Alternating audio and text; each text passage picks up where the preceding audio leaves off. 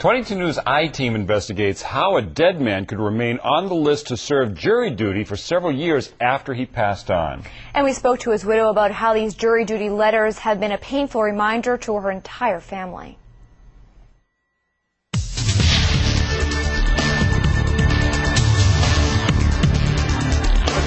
James Hicks will lose his license if he doesn't show up for jury duty. But he won't really, because he died 6 years ago when he lost his fight with cancer. His widow, Lorraine Hicks Story, sent several letters to the Massachusetts jury commissioner stating that he died, but it fell on deaf ears. That they don't know, and, by sending it back to them stating that he was deceased, that, somebody would either contact us or take him off the list. And it didn't happen. 5 years passed and Lorraine Hicks Story has moved on, remarried, and sold her old home to her daughter.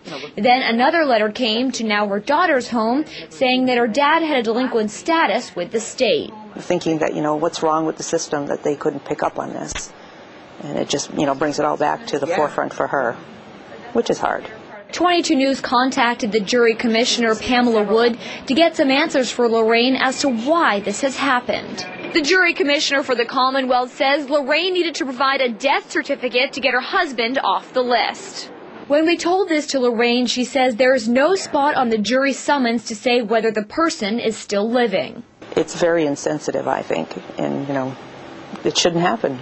So if this happens to you, be sure to send the death certificate along to the jury commissioner to avoid rehashing difficult times.